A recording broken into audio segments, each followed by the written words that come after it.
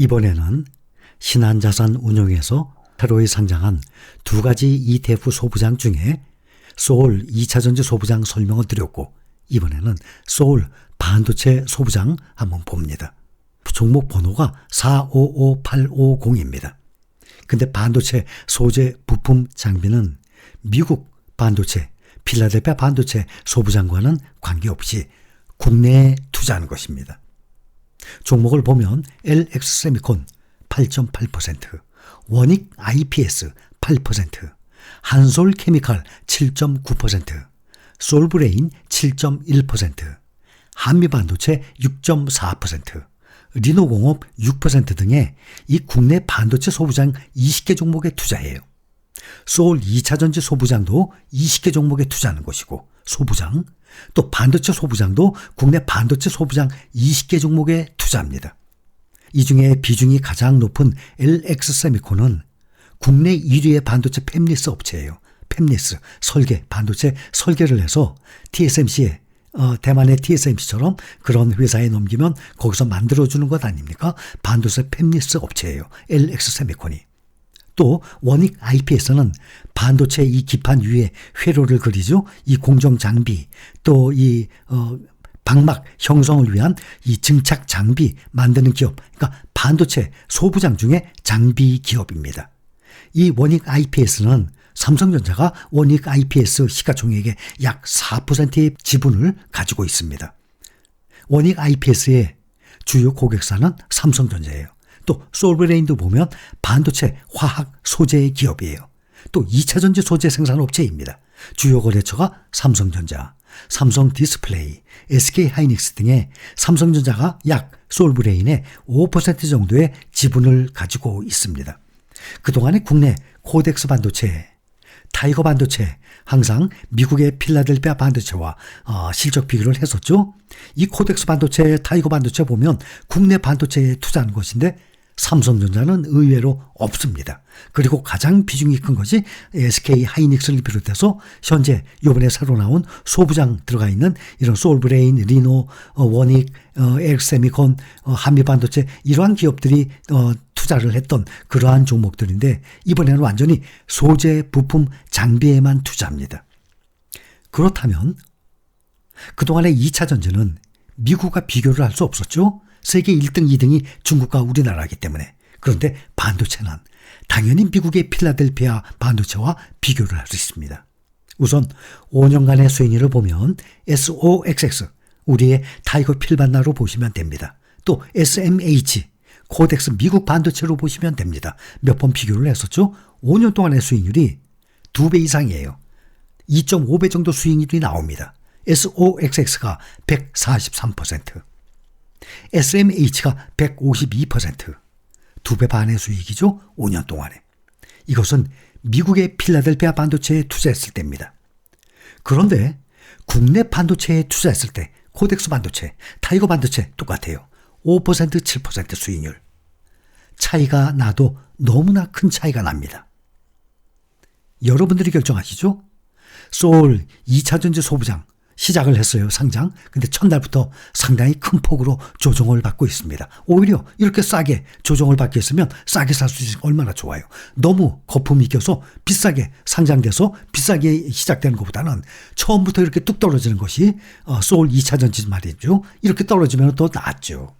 그런데 소울 반도체 소부장은 지금 2% 이하로 2차전지보다는 2차전지 소부장보다는 같은 둘이 같이 상장을 했지만 2차전지보다는 반도체가 하락률이 조금 낮습니다. 왜냐하면 2차전지는 올해 들어서 폭등을 해도 너무 많이 올랐기 때문에.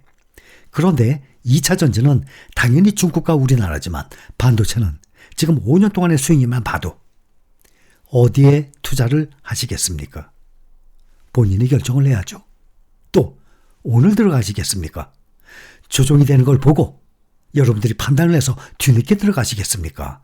그것 또한 본인이 판단과 결정을 한 것입니다. 우리가 지금 투자 중인 20개 종목, 우리가 보고 있는 최근 조회 종목 보면 거기에도 지금 소울 2가지가 들어가 있죠. 그중에 보면 이 신한자산 운용이 ETF의 이 틈새 시장을 잘 공략하고 있습니다.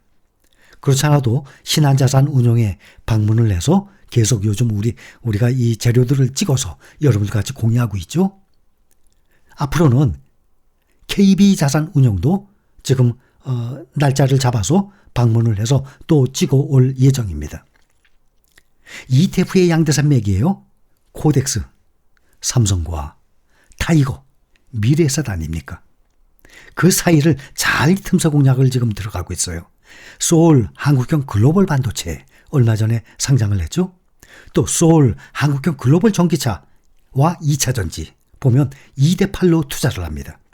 한국형 글로벌 반도체가 지금 얼마 전에 나왔어요. 2대8로 글로벌 반도체 기업 50종목에 투자를 합니다. 이것은 엔비디아, ASML, TSMC, 삼성전자 다 들어가 있어요. SK 하이닉스, 인텔까지.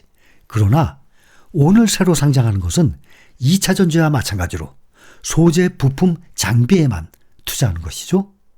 우리나라에 반도체 소재, 부품, 장비 이 위상의 변화의 계기가 있던 때가 있었습니다. 언젠가 하면 말씀을 드렸었는데 일본의 반도체 수출 규제가 있었습니다. 몇 년 전에.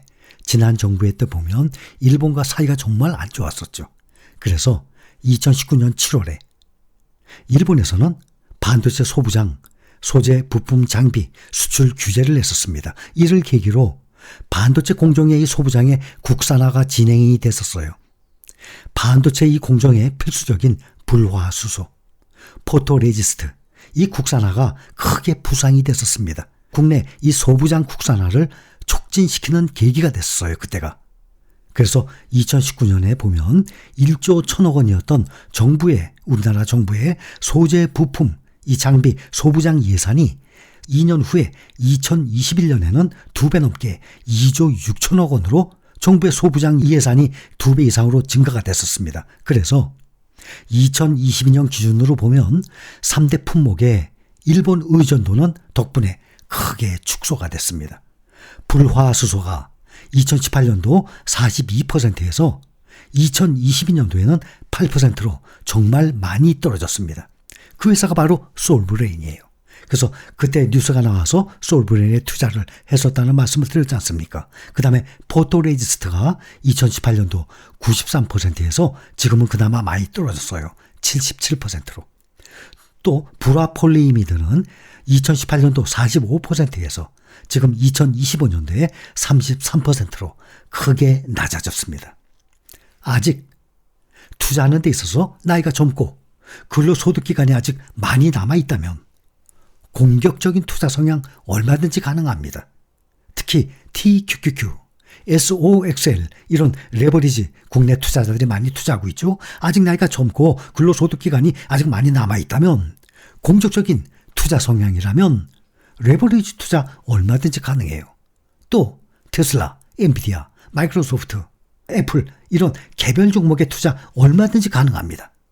그러나 근로소득이 끊겼다든지 아니면 50대 후반 나이가 얼마 남지 않아 근로소득 기간이 얼마 남지 않았어요. 그래서 안전하게 투자를 해야 되겠다 했다가 그렇다면 ETF로 투자하면 되는 것입니다.